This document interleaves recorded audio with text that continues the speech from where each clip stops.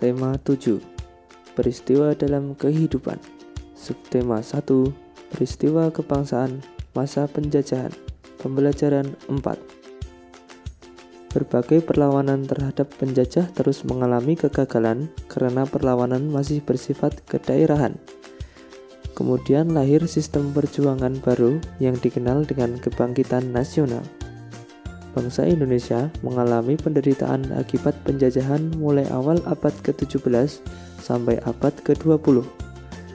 Pada masa penjajahan, bangsa Indonesia telah berusaha sekuat tenaga untuk mengusir penjajah dan bercita-cita menjadi bangsa yang merdeka, bebas dari penjajahan. Berbagai bentuk perlawanan terhadap penjajah yang dilakukan oleh raja, bangsawan, tokoh masyarakat, dan tokoh agama dilakukan dengan cara mengangkat senjata.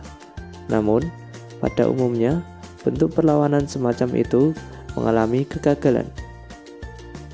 Adapun faktor penyebab gagalnya perjuangan bangsa Indonesia dalam mengusir penjajahan adalah sebagai berikut. Berdasarkan pengalaman tersebut, kaum terpelajar ingin berjuang dengan cara yang lebih modern, yaitu menggunakan kekuatan organisasi. Lahirnya organisasi-organisasi tersebut menandai lahirnya masa pergerakan nasional. Tahukah kamu, masa pergerakan kebangsaan dibedakan menjadi 3 masa, yaitu masa awal atau perkembangan, pergerakan nasional, masa radikal, dan masa moderat. Pada awal pergerakan nasional, tahun 1900-an, pada masa ini lahir banyak organisasi pergerakan seperti Budi Utomo, Sarekat Islam, Muhammadiyah, dan Indische Partij. Salah satu organisasi yang besar pengaruhnya terhadap pergerakan nasional adalah Budi Utomo. Pada hari Minggu, tanggal 20 Mei 1908, Sutomo beserta kawan-kawannya berkumpul di Jakarta.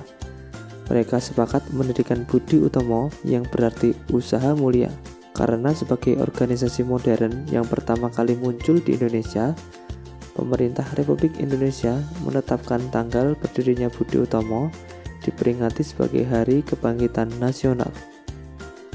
Masa awal radikal tahun 1920 sampai 1927-an. Perjuangan bangsa Indonesia melawan penjajah pada abad ke-20 disebut masa radikal karena pergerakan-pergerakan nasional pada masa ini bersifat radikal atau keras terhadap pemerintah Hindia Belanda. Mereka menggunakan asas non-kooperatif atau tidak mau bekerja sama. Organisasi-organisasi yang bersifat radikal adalah Perhimpunan Indonesia, Partai Komunis Indonesia, Nahdlatul Ulama, Partai Nasional Indonesia. Masa moderat. Sejak tahun 1930, organisasi-organisasi pergerakan Indonesia mengubah taktik perjuangannya. Mereka menggunakan taktik kooperatif atau bersedia bekerja sama dengan pemerintah Hindia Belanda. Organisasi-organisasi yang berhaluan moderat antara lain Partindo 930, PNI Baru, Partai Indonesia Raya atau Parindra, Gerakan Rakyat Indonesia atau Gerindo, dan Gabungan Politik Indonesia atau GAPI. Selain organisasi-organisasi di atas, masih banyak organisasi kepemudaan dan keagamaan lainnya yang ada dan berkembang pada masa itu.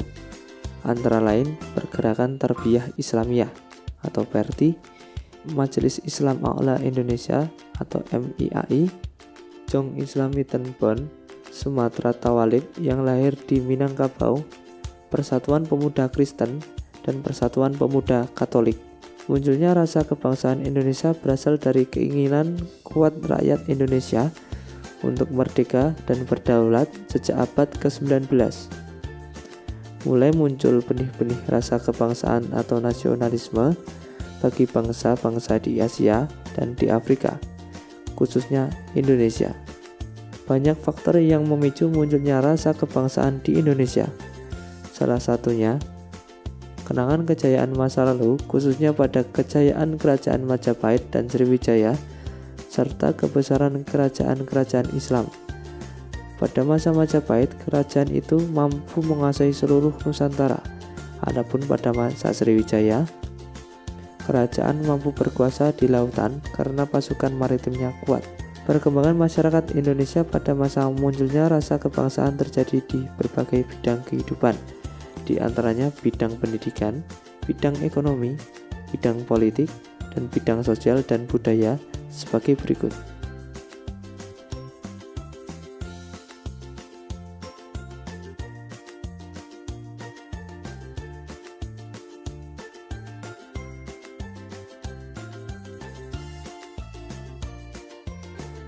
Sejak dirintisnya organisasi yang bersifat nasional, Budi Utomo, pemuda juga tergugah untuk membentuk organisasi-organisasi yang memperjuangkan nasib bangsanya. Semula di Indonesia terdapat macam-macam organisasi pemuda.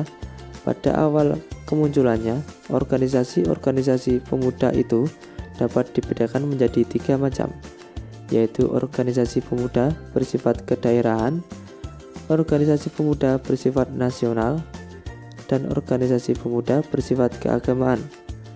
Untuk menggabungkan semua organisasi kedaerahan menjadi satu kesatuan, mereka mengadakan Kongres Pemuda Indonesia. Peristiwa Sumpah Pemuda 1928. Selama zaman penjajahan Belanda, Kongres Pemuda Indonesia diselenggarakan 3 kali. Kongres Pemuda Indonesia I berlangsung di Jakarta pada tanggal 30 April sampai 2 Mei tahun 1926. Diikuti oleh semua organisasi pemuda. Namun, Kongres Pemuda Indonesia I belum dapat menghasilkan keputusan yang mewujudkan persatuan seluruh pemuda. Kongres Pemuda Indonesia I merupakan persiapan Kongres Pemuda Indonesia II. Kongres Pemuda Indonesia II berlangsung di Jakarta tanggal 27 sampai 28 Oktober.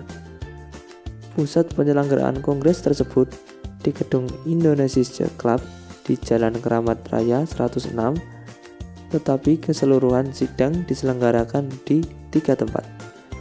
Pemuda bekerja keras mempersiapkan segala sesuatu yang diperlukan, termasuk menyusun panitia kongres. Pada malam penutupan tanggal 28 Oktober 1928, Kongres Pemuda Indonesia II mengambil keputusan sebagai berikut.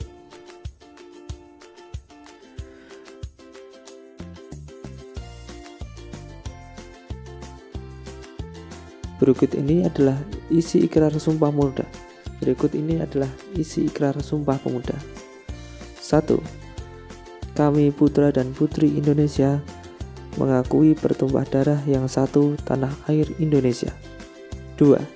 Kami putra dan putri Indonesia mengakui berbangsa satu bangsa Indonesia. 3. Kami putra dan putri Indonesia menjunjung bahasa persatuan bahasa Indonesia. Sejak I.R. Logan menggunakan kata Indonesia untuk menyebut penduduk dan kepulauan Nusantara 1850, istilah Indonesia mulai dikenal. Bahkan beberapa tokoh banyak menulis artikel tentang keberadaan Nusantara dengan istilah Indonesia, dan tidak lagi dengan istilah Hindia Belanda. Peristiwa Sumpah Pemuda menunjukkan adanya rasa persatuan dan kesatuan di antara para pemuda yang berbeda ras, suku, golongan, dan agama. Memang demikian, seharusnya walaupun berbeda ras, suku, golongan, dan agama, tetapi derajat kita sama sebagai manusia. Tidak ada manusia yang lebih tinggi dan tidak ada yang lebih rendah. Pemuda Indonesia berasal dari bermacam suku bangsa. Perbedaan antara satu suku dan suku lainnya hanya terletak pada bahasa dan adat istiadat serta sistem kekerabatan. 1. Adat istiadat. Setiap suku bangsa pasti memiliki adat istiadat tertentu, meliputi upacara adat dan kebiasaan-kebiasaan lain. Kebiasaan-kebiasaan tersebut sudah dijalankan secara turun-temurun dalam suatu suku. Contohnya upacara pembakaran mayat atau ngapen di Bali. Perbedaan adat istiadat menunjukkan perbedaan kebudayaan yang tampak dari pola perilaku atau gaya hidup. Pola perilaku orang Batak yang suka bicara terus terang sehingga berkesan tegas dan keras sangat berbeda dengan pola perilaku orang Jawa Tengah atau khususnya Solo dan Jogja yang suka berbicara hati-hati penuh dengan sindiran secara halus. 2. Bahasa daerah. Tiap suku bangsa biasanya memiliki bahasa daerah tertentu. Sebagai contoh, suku Jawa memakai bahasa Jawa dalam melakukan percakapan sehari-hari. Suku-suku bangsa lainnya pun menggunakan bahasa daerahnya masing-masing. 3. Sistem kekerabatan. Sistem kekerabatan merupakan sistem keturunan yang dianut oleh suku bangsa tertentu berdasarkan garis ayah, garis ibu, atau kedua-duanya. Dengan mempelajari pergerakan kebangsaan Indonesia, kita makin tahu sejarah perjalanan perjuangan bangsa Indonesia. Kita juga tahu bahwa munculnya kesadaran nasional dan pergerakan kebangsaan Indonesia dipelopori oleh para pemuda dan pelajar. Mereka dengan segenap pemikiran dan tenaga berupaya memperjuangkan nasib bangsa Indonesia.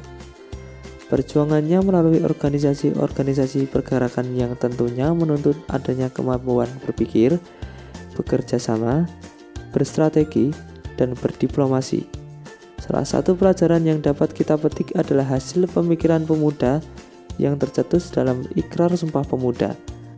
Pada saat itu, semua pemuda saling menyadari dan mengakui, serta meletakkan ego kedaerahannya masing-masing untuk melebur dalam satu kepentingan demi terwujudnya suatu tanah air, satu bangsa, dan satu bahasa, yaitu Indonesia. Ikrar tersebut mampu memotivasi seluruh elemen bangsa untuk bersatu padu mengusir penjajah. Nah, dari pembelajaran ini, apakah anak-anak sudah paham dengan materi yang disampaikan? Jika mengalami kesulitan, kamu dapat menanyakan kepada orang tuamu. Tetap semangat dan rajin belajar ya.